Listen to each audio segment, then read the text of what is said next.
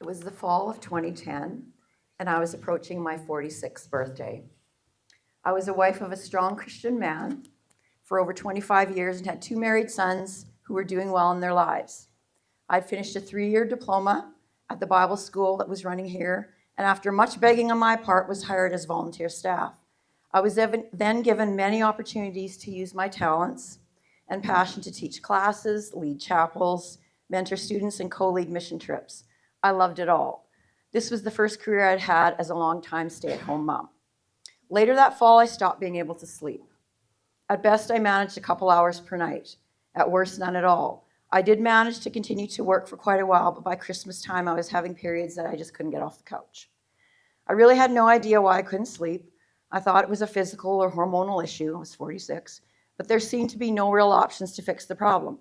By early spring, I was having severe panic attacks that just didn't seem to end, and depression that made doing small things very difficult. My family doctor at the time tried to suggest that I look at my mental health, but I just couldn't see or understand what she was getting at. I tried some natural supplements, hormone testing, along with counseling and prayer, but nothing helped my condition, and I worsened. I was barely able to eat or look after myself. Showering was like a monumental ordeal. In May, I finally agreed to start an antidepressant medication, but I couldn't wait the weeks for it to start working, so I was back in Emerge, and the mental health team there gave me some anti-anxieties to help me. They also enrolled me in the day program there so they could keep an eye on me. I'd go there for classes each day, and then the mental health nurse would check on me. I was convinced God didn't want me on medication, so I weaned myself down on my own. I didn't tell my mental health team what I was doing either.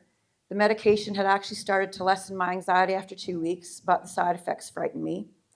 I had been told too many things from naturopaths, counselors, and even Christians that created a deeper resistance to medication than I already had.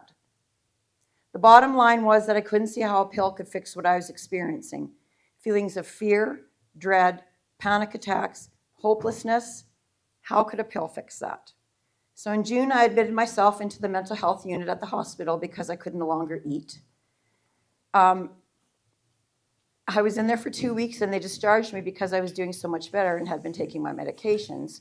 What they didn't know was that I'd become so tormented by dark thoughts that I just wanted to get out of the psych ward, thinking that that's where all the crazy people were, and if I stayed there, I'd get more crazy. So when I got home, went off my medication again, and the torment only increased. I never slept, so I had 24/7 uncontrollable thoughts of murder and death. I felt like the devil was taking over my mind, and I started to fear that he would take over my body and make me hurt my family. I could not see or experiencing anything that resembled goodness or God. It seemed like God had left me to the mercy of darkness. We had tried everything. Prayer by the elders was our last hope, but I still got worse. God seemed absent, and I felt nothing but fear and hopelessness, and had no options left. I felt dead inside. So one morning in mid-July, I got out of bed while my husband Lyle was on one of his prayer bike rides. I went to Safeway and bought a big bottle of Tylenol and came home and started taking them. I didn't really want to die, so as soon as I took them, I headed out to my car to drive myself to the hospital, but thankfully, Lyle came home in time and took me to the hospital. The wonderful nurses and doctors saved my life that day, but my heart felt like stone. I laid in my hospital bed like a zombie for a couple of weeks, tormented and depressed. I finally started to tell a Christian nurse the dark thoughts I was having, and she told me to try an antipsychotic drug because it helps with that problem. Miraculously, I took it. Very quickly, I started to regain the ability to choose what I would or would not think about. They had started me on another antidepressant when I was readmitted, so this drug was also starting to work, and each day I started feeling better and having positive emotions. I realized it had been 6 months since I'd had a positive emotion. I could enjoy coffee and do short passes with my husband, but I was still fearful that I might do something terrible in my sleep, so I refused to go home. After 8 weeks, I was discharged. I was so relieved to feel good that I didn't care what my life would look like moving forward. So in that fall 2010, I was trying to find my way out of isolation. It's kind of where I've been. I think God was trying to prep me for the worst storm of my life, but I was just a little too slow to get up to speed. Darlene had stopped sleeping, which caused my pattern sleep sleeping patterns to be random at most. You know, she would every hour or something like that would wake up. It's like if somebody took a you know, a cattle prod to her, and she would just jolt. And so we were trying to figure out a whole bunch of different things what was going on. My whole life, I've been a data technician, a troubleshooter, problem solver, and we had never seen anything like this before.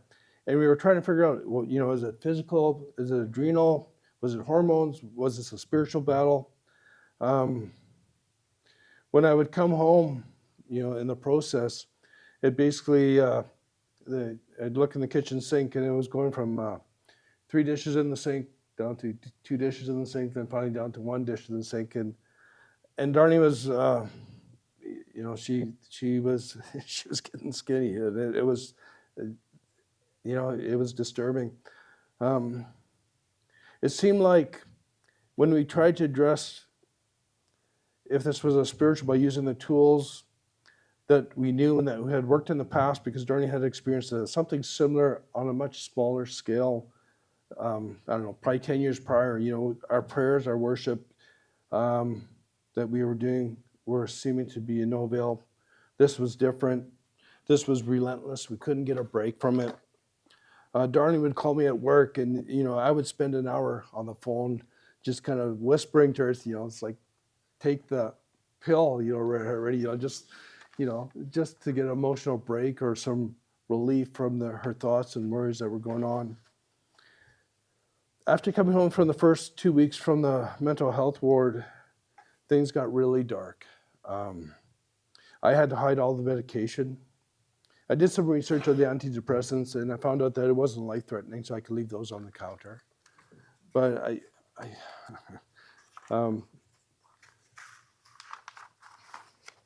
I just, at times, it felt like the enemy was just mocking me. I think it's in the Living Translation where when Elijah was taking on the 400 prophets of Baal, in the Living, it says, Elijah's saying to them, "Where's your God? Is he on the toilet?" And the enemy would just mock that back to me. And you know, the answer was, I don't know. I don't know if my God is in this situation. And it just, it was relentless. And so we attempted to do some counseling, some seminars, but they also didn't help. We were just trying to get anything that we thought might just give us a breakthrough. Kind of felt like the story where Jesus told, you know, the house that didn't have doors and windows, you know, and you like, you do something, you feel like you kind of get the enemy out, and then he just brings somebody's back in. And every time he did something, it just seemed to make it worse. You know, this is a sad statement. In hindsight, the biggest relief is when Darlene took the overdose and she checked herself in the second time. At least now she'd be safe from herself. During the first couple of weeks of her second stint, Darlene had been tormented so much, and she was terrified to leave her hospital room or her bed, basically. I would pop in after my 12-hour shift and just sit with her. There was no communication. She was just totally shut down, devastated. She was sure that they were just going to lock her up and that there was no hope. And everything that we saw for those, well, probably at that point, 4 months into this, was appeared like God had abandoned us. It's just the way it felt like. There was 2 scriptures that were prevalent in my mind during this time. And, you know, so am I being double-minded? What's going on? I don't know. One was Mark 16.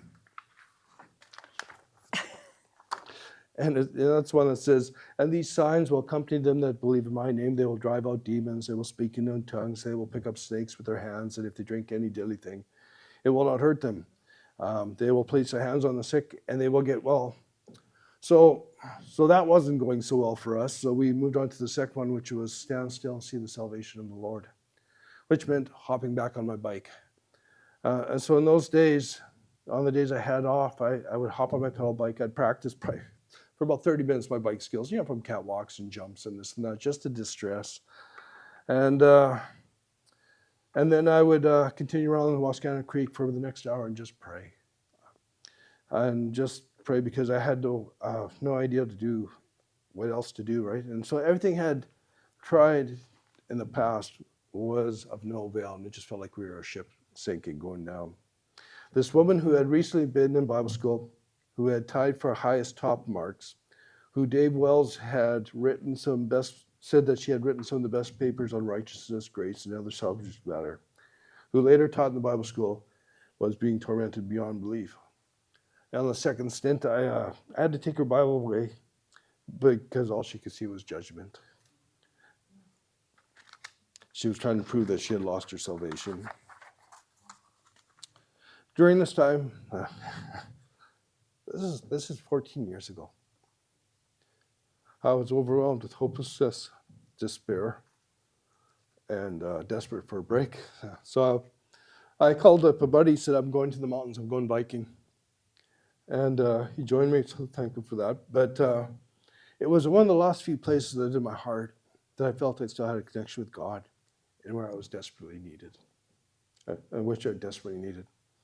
Soon after that, Darlene started telling her nurse about her dark thoughts that she was having. So they changed up her medication. And the medication is amazing. They started to shut down these outer thoughts. And that's when we started to see some change, a glimmer of hope. So one Sunday morning, Darlene was able, she called our son to bring her coffee. Ben says that was one of the best days of his life. Through all this, I remained one of the sound guys and helping out with the church. I could no longer sing the songs that we were singing. The plus side had increased my amount of prayer during worship, because when the song would come up and it's like, God, I don't believe that, I would just pray. And so usually there was a song in the songs that they would pick out where it's like, yeah, I could agree with that. And I felt like the Holy Spirit would come up and give me a peck on the cheek. It was kind of my connection to God. And I had come to the place where, I was really too numb that I even really wanted to talk to him. So even though at this point I was doing well physically and mentally, I realized quickly that I was spiritually bankrupt. My faith level was zero, nada, not.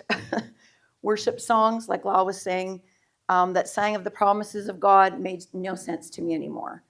They brought nothing soothing or helpful in my time of need, so how could I sing them? God wasn't there in my time of need. He never delivered me. How could this happen to a Christian?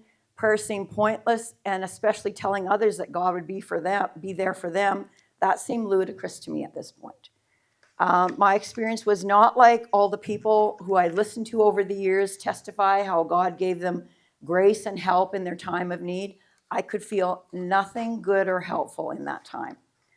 But slowly God began to do little miracles in my heart. I would go to nights we would have here at church, and I just felt like things started changing in my heart. God began to show me He had been there with me. I started to sing that God was good again. My experience hadn't changed, but my heart was changing. And layer by layer, God started washing away the trauma and resulting belief system. I probably spent about 13 months replaying those 6 months. It took me 13 months. It would be hours a day where I would just, it was just bewilderment. I couldn't believe it had happened to me, to be honest. It took me that long to stop replaying and replaying.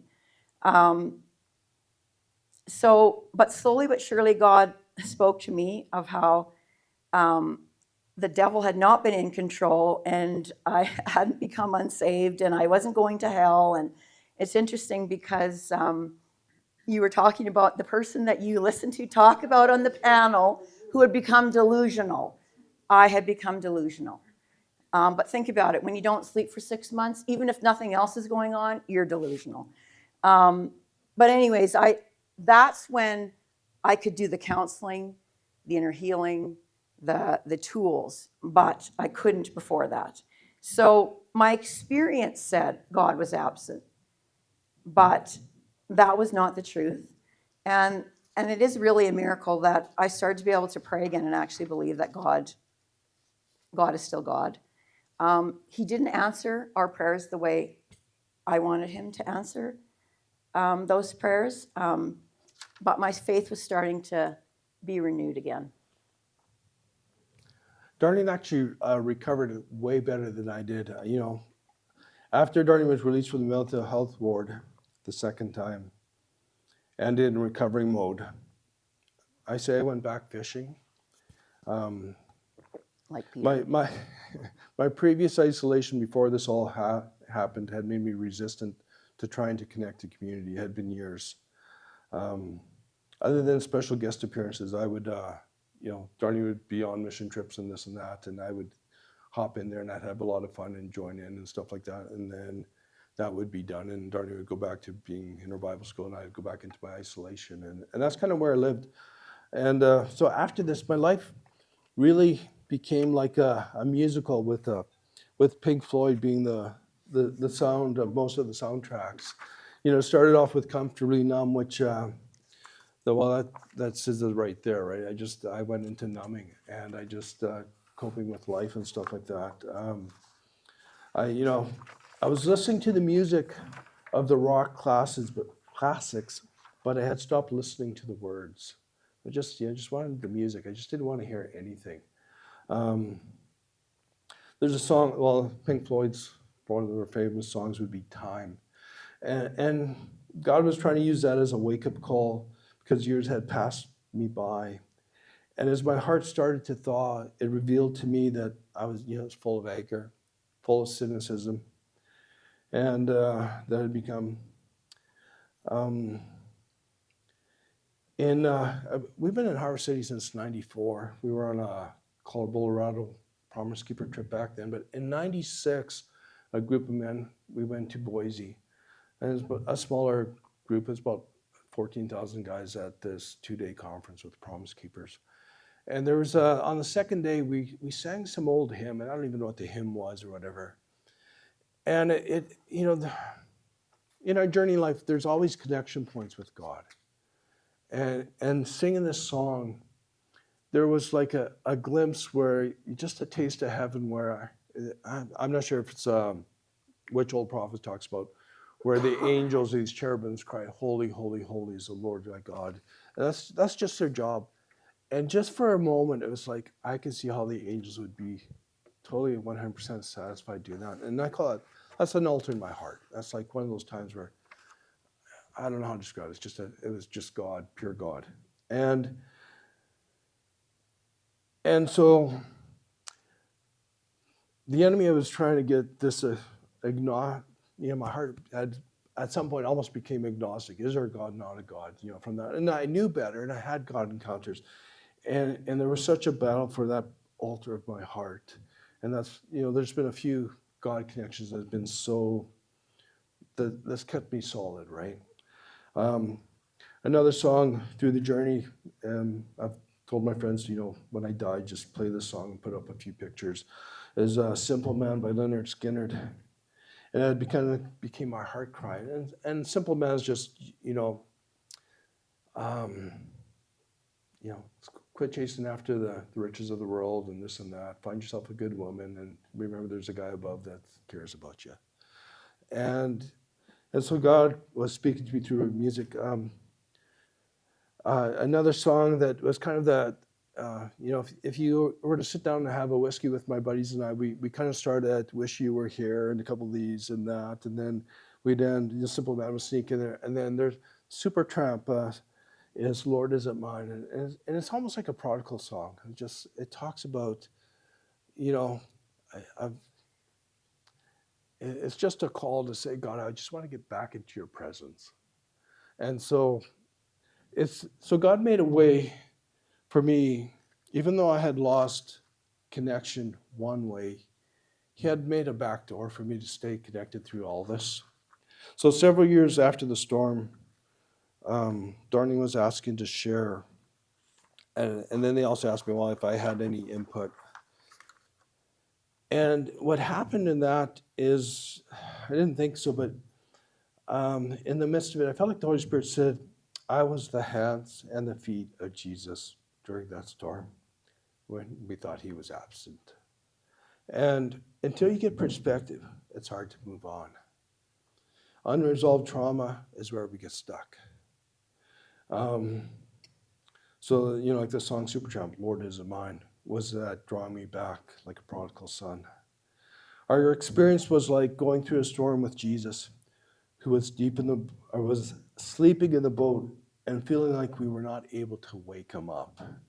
A part of the problem was that he had never given the promise to where we were going or that we're going to the other side. And so we didn't know where our journey was going to take us.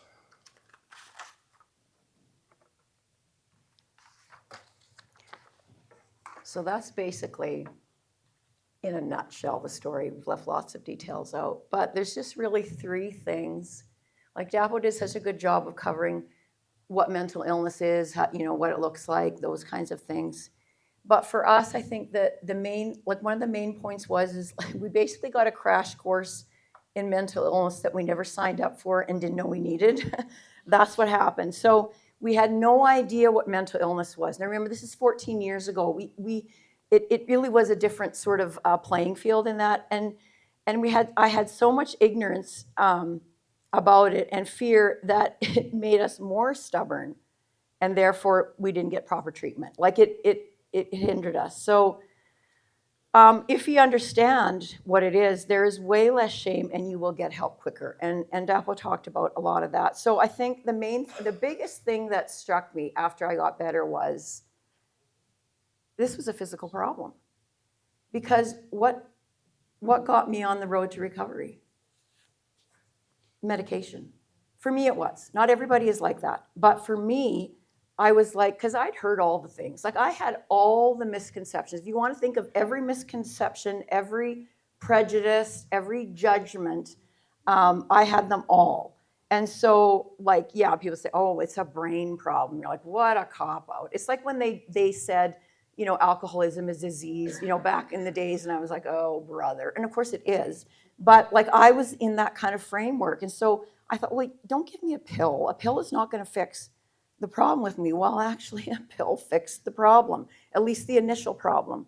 So that brain chemical thing, I did not realize. So just the basic understanding. Serotonin equals peace. Dopamine equals joy.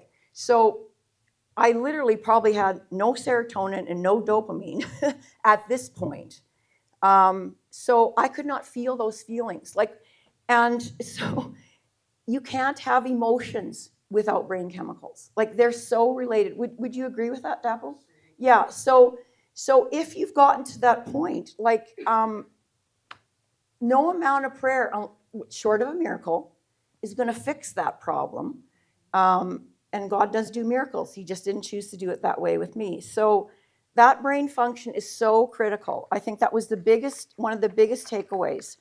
And as a Christian, I think this will be my next point, but what happens as Christians when we experience the presence of God? We talk about this. It leaves us feeling peaceful, joyful. We feel love. We feel like everything's going to be okay. We don't realize without brain chemicals, you don't feel that. And so even though you might be in a worship session or something where you would normally feel some of those things, if you're mentally ill, it's going to be very, very difficult, short of a miracle. So, and it's like, we like to say it like, if you're a diabetic and you need insulin, there's a shame in that. Nobody has any shame about being a diabetic and having insulin. But as soon as you say I have a mental illness and I need drugs, it's a big, big stigma. So there's that again was probably the biggest takeaway there. Did you have something? Oh yeah, that's a good one. Yeah, so our experience is mental illness, that it's a storm in the brain. It reveals it's revealed as physical in the body, affecting our emotions. However, when we look back, and just again, like what Dapo was saying, this started, or if you solve your mental illness problem, it doesn't fix you. It just makes you functional to deal with the things, childhood trauma, genetics, whatever else. Just a side note, the sins of the father well, third, fourth generation.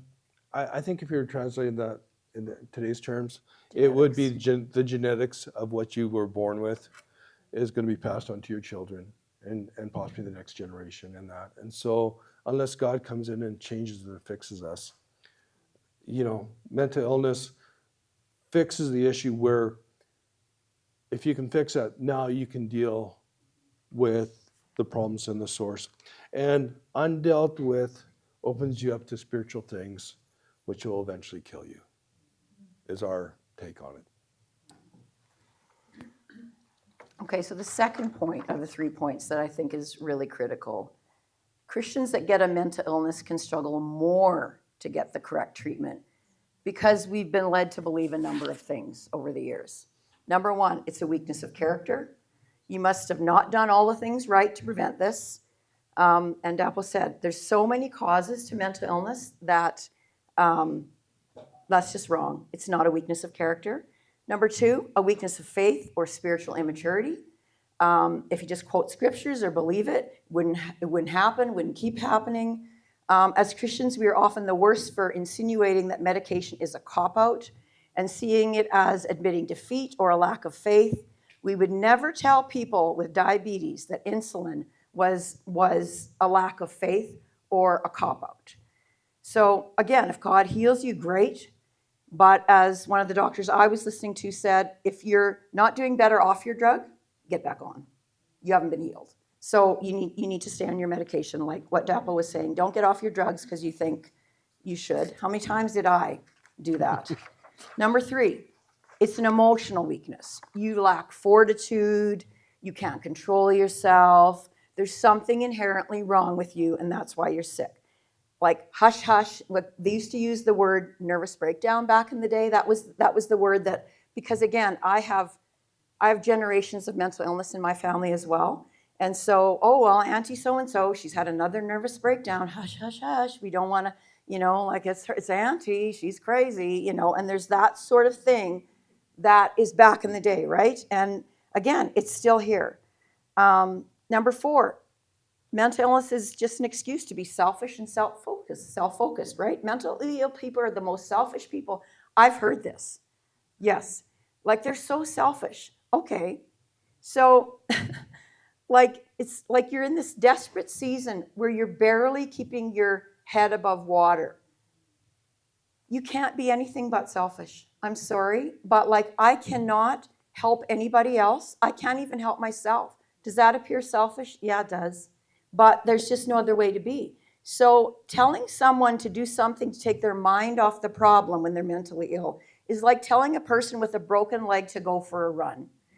You can't. When you can't, you can't.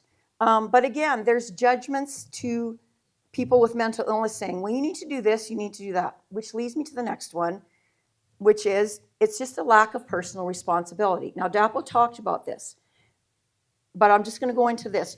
You can be judged as lazy, uncaring, and selfish. And if you think about somebody that's bipolar, I have a bipolar person in my family, and when they get on a high and they go and spend money and they do all of this because their brain chemicals are out of whack, how do you think they're looked at? Wow, they're just crazy, selfish, spending all that money on themselves. Nobody's got a clue what's going on in their life. Again, judgment, judgment, judgment. The other thing, which there is going to be a whole thing on suicide, but that is judged very harshly as a selfish act. And for myself, because I was suicidal and did take pills, you heard my story. It's like Lyle used the analogy that it's like somebody's given you a gun and you have two choices. You either kill your family, which was what I was being told, or you kill yourself. So I decided I would get rid of myself because I'm not hurting my family. So anyways, that's the kind of things that go on in your mind. So judging people that are suicidal or that take their lives is also really, really, really wrong. So what can you expect from somebody that's ill? Okay, there's an analogy you gave about the noisy bar in the Titanic. Here, you do those. Well, first of all, put yourself. I think when it was Guatemala. I forget where it was. It was when the U.S. was trying to get a couple people back and they got the music blasting and they're making noise and for like Darlene, when she was going through this, it was like 1,000 voices just coming at her constantly and no reprieve. Now you put that where you haven't really had a decent sleep in, well, at that time probably 4 months. Literally there'd be nights where she got an hour here and an hour there, and that was her rest. And that's, and then it's also too, it's like you're on the Titanic, you're going down, and you can change seats, you can try to help somebody else, but you're all going down in it. There's no rescuing when you're on the boat that's sinking.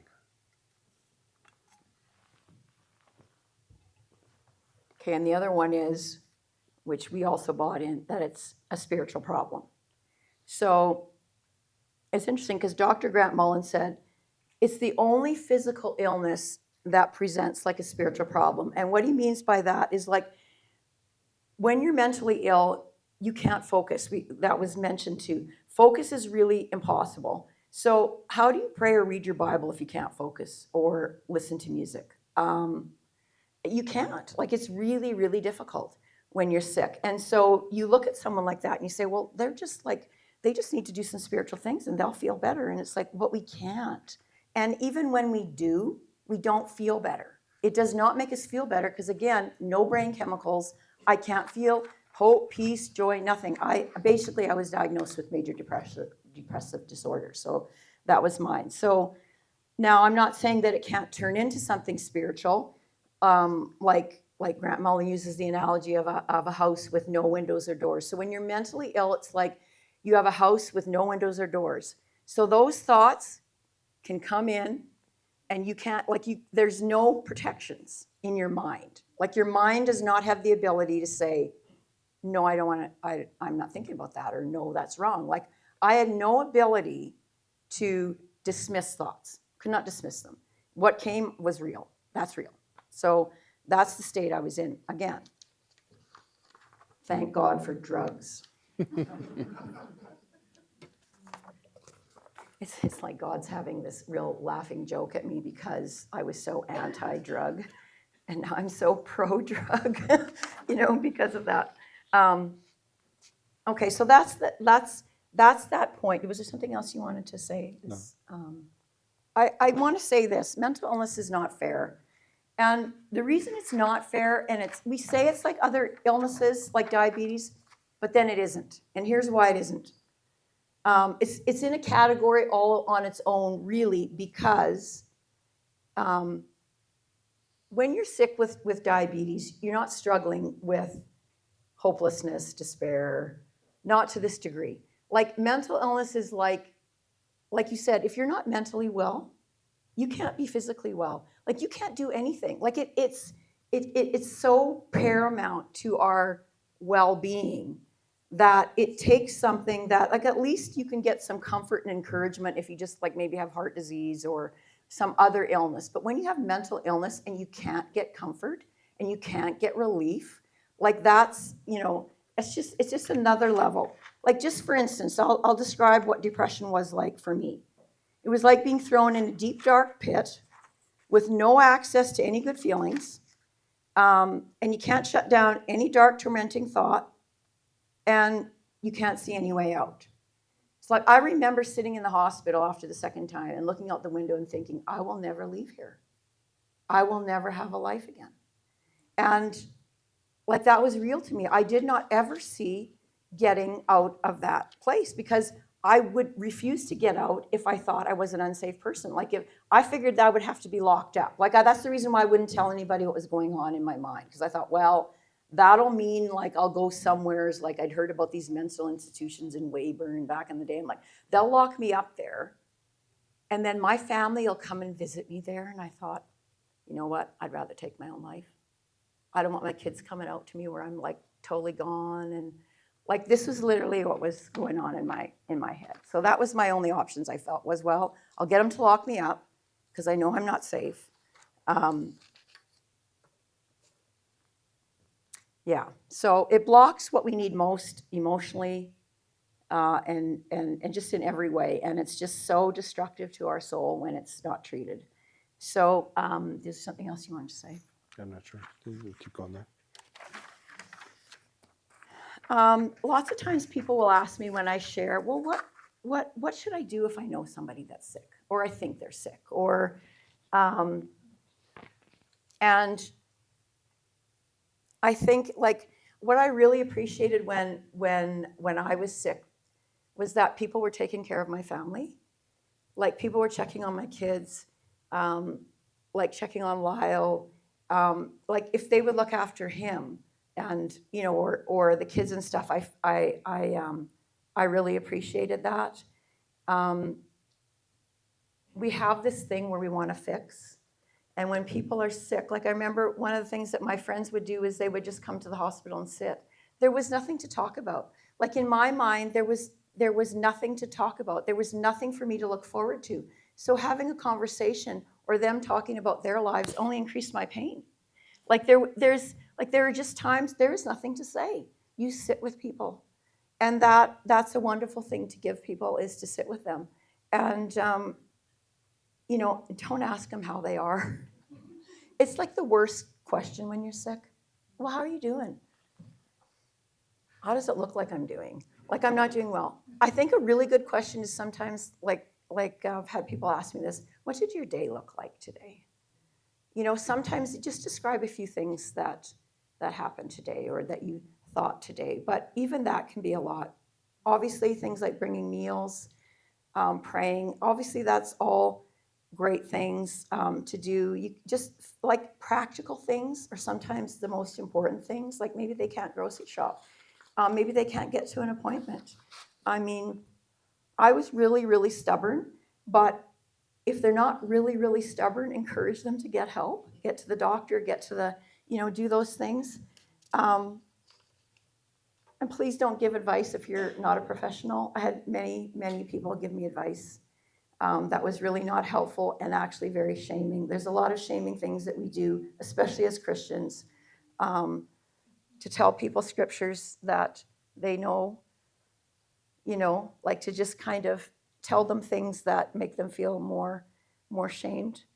And please don't compare. Like I kind of look at mental illness like cancer, 4 stages. And Dapple kind of talked about that, but it's like we will compare, like somebody that's been a stage 1 mental illness, we'll look at somebody in stage 4 and think, well, it's the same protocol for you. And Dapple talked about that, but it's like, don't compare people. Everybody's story is different. This is our story. We're not experts on this. This is just what we learned.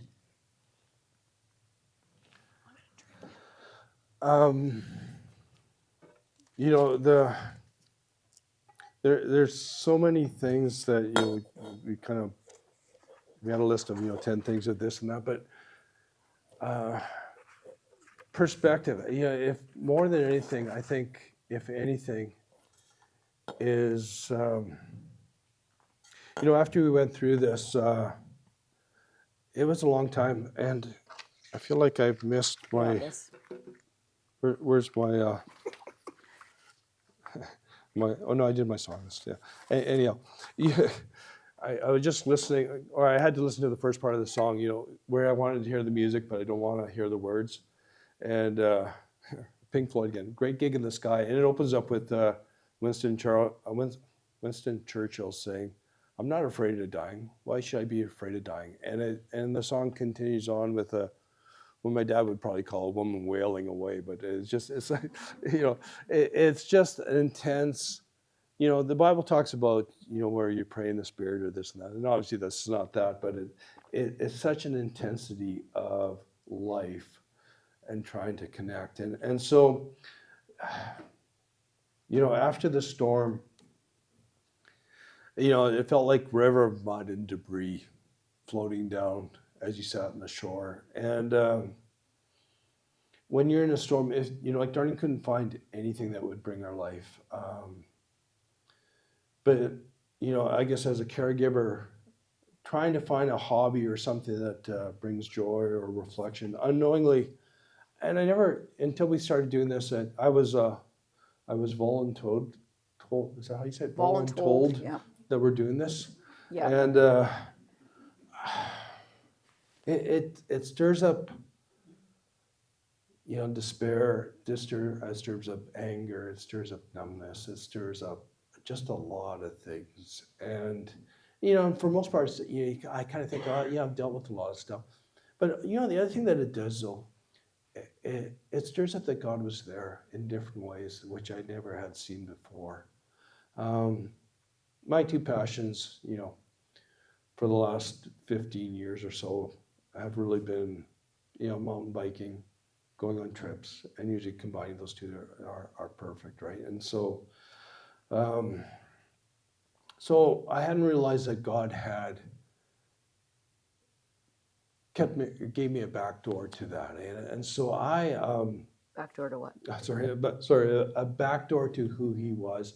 So when I lost, like, music is important to me, and so when I went through this, and then worship songs were a source of abandonment, and God not watching your back, and whatever other lies or experiences that we felt.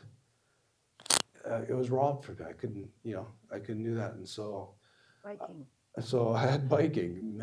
Biking, talking about Nature. life skills, being in the mountains and being in the desert in Utah and Moab are like, it's a taste of heaven for me, right? And that's where I connect to God, and it's wonderful for me.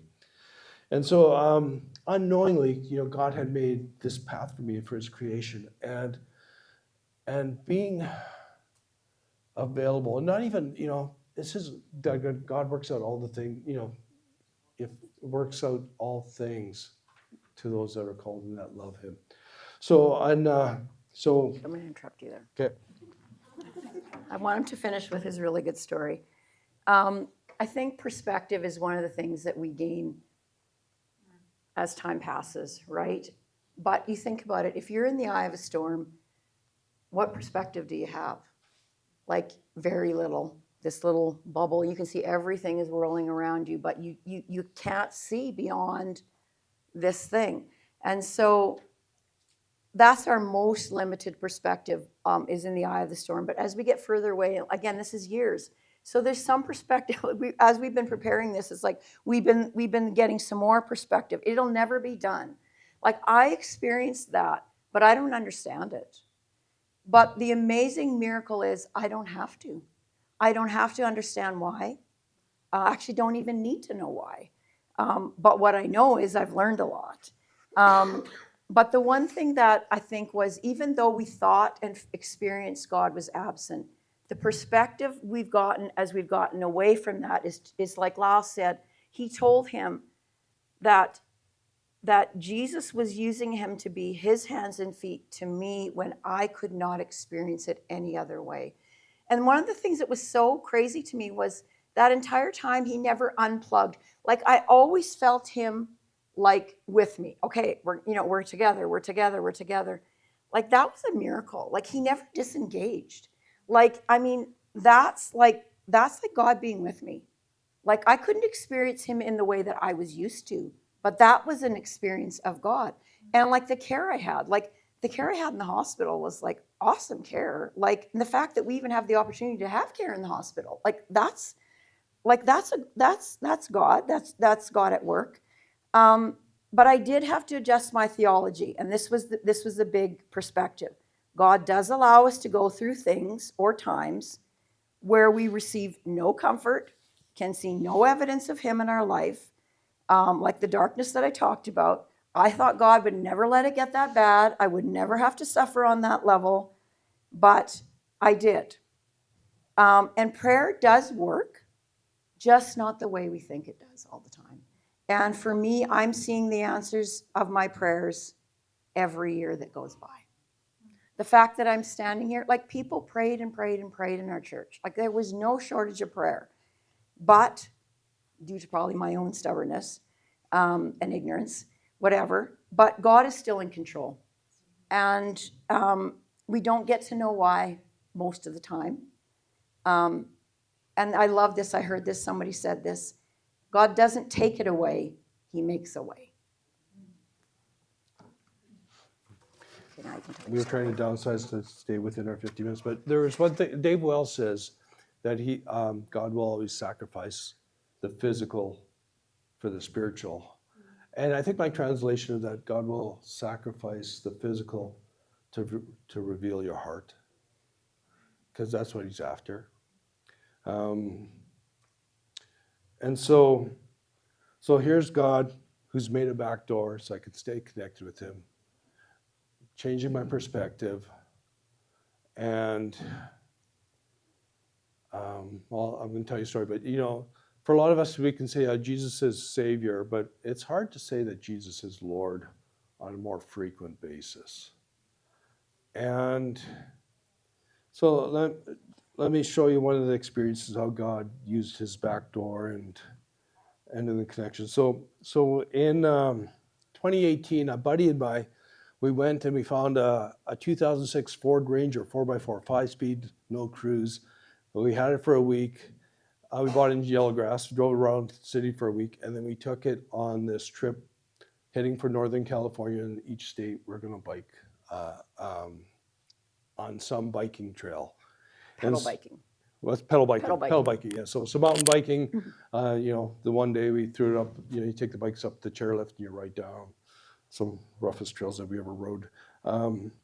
So anyhow, we soon quickly realized that this wonderful Ranger was in a desperate need of getting the tires balanced, because at 80 miles an hour down the 80 miles an hour? Down the interstate, this Ranger was dancing, or giving us a pretty good ride. And so the next day we quickly booked it into, we found a little tire shop, booked in for the next day to get the tires balanced so that we could have a little smoother ride.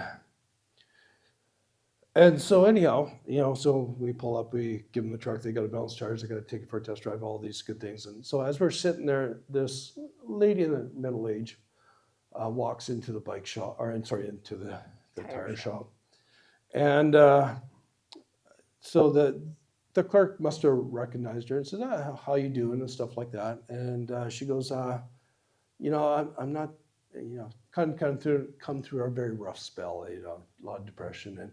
And I don't, and she says, I was teaching, but I'm off to work right now. And a couple other things. And this is 6 years ago, so it's a little foggy. It's 8 years after Darlene's thinking, and God and I are kind of working things out, and we're talking a little more, but it's still not where it should be, right?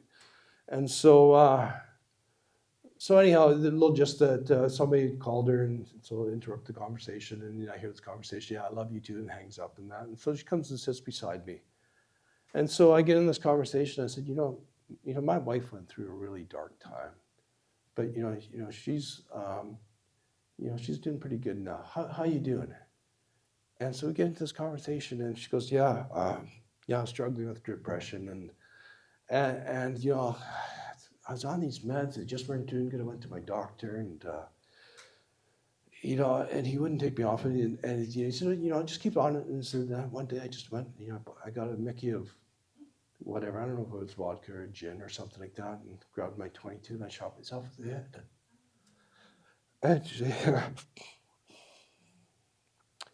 And she goes, I'm alive. I lost sight of one of my eyes, but God must have a purpose for my life. And purpose. Isaiah 61 says, the good news, it says, God says, I've come to heal the brokenhearted, to preach good news. Those that are in captivity, set them free. So as we're having this conversation, I'm looking and thinking, or maybe I wasn't thinking at the time, but, reflecting on it. She had got past her secrets. She was willing to open up and share. Shame wasn't holding her back. She obviously had some support group on there because she was talking and said, yeah, I love you too. So on this phone conversation, she was willing to share part of her journey with me. And, I just, we ended our conversation just encouraging her and saying, when my wife got her meds flipped around and stuff like that, she's been doing amazing. And I just wanted to encourage you and just, that, God's got a story for your life. And so some of the lessons I'm learning is, when a friend that seems to do something that is uncharacteristic to who they are, we need to put it in perspective. because who they are and what their heart is like, and not lean on our own understanding, but to trust that his heart is true. And so when I think back to Boise, Idaho in 96, when God was showing me a piece of his heart to me, that his heart is true and Jesus was legit. When I was going through a lot of that stuff, I'm going to find you right here. So when I couldn't sing the worship songs anymore, there was a lot of good Christian bands out there. And 10th Avenue North were singing a lot of songs of what I could relate to, just being broken. And so I haven't listened to them for 10, 12 years. And I thought, oh, this week I'll just see what they're doing these days. And then so I pulled one up. And here's a song that, the first one that came up. So 12, 13 years later, listened to 10th Avenue North. I think he's gone solo, but anyhow, it says, holding on for dear life so long. I've been so proud. I've been wrong. I've been nothing but headstrong. Building up my towers so tall, but I'm learning to trust you enough to let them fall. Yeah, because I'm done holding on. Now I'm letting go for dear life. Lay down my head for something light. I'm letting go for dear life. Now I see who I am in your eyes. Nothing to hold but your hand, but hands high. I'm letting go for dear life, for dear life. And, back to, is Jesus Lord and Savior? And it's like, yeah, he's Savior. But, when we're his hands and feet, that makes him Lord on those days. And I was thinking about Peter and Jesus. After Jesus had denied Peter 3 times, Peter had denied. Sorry. So when Peter denied Jesus 3 times, in John 21, he goes, the challenge is take care of my sheep, feed my sheep, take care of my lambs. And that's what God's asking. I think if I was to paraphrase it, be my hands, be my feet. And I think if we do that, if we agree to be the hands and feet of Jesus, I believe there will be a lot less casualties. Thank you.